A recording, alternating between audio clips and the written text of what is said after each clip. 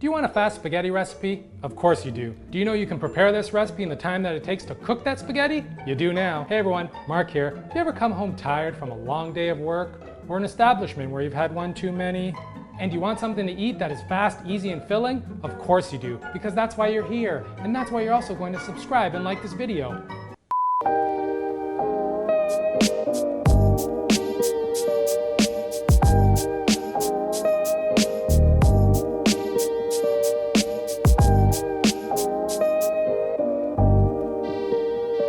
What makes this dish quick and easy to make is tomato paste. We're not using the regular passata where we'd have to wait and simmer and wait and yada, yada, yada. The tomato paste is gonna give us that punch of flavor we want. And then we have what is gonna make you want this dish every day, the Castelvetrano olive.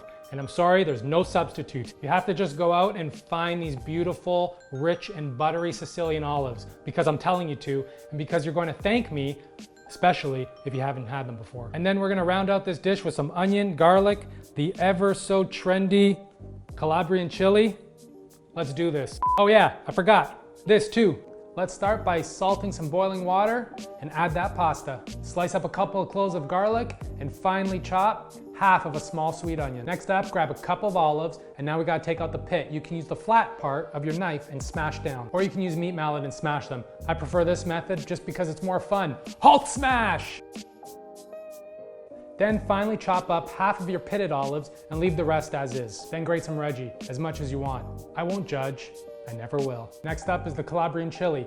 Cut off the stem and then cut down the middle. Use the tip of your knife to remove the seeds. You can leave the seeds in if you want more heat. Also, dried chili flakes is a great substitute.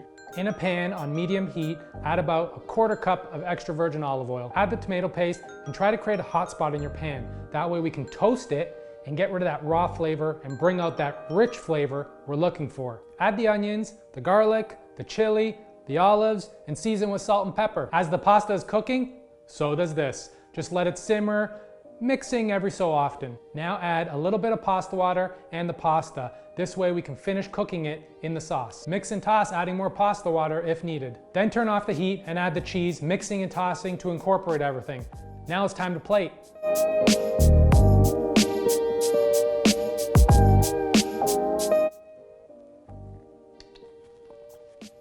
Told you this dish was fast.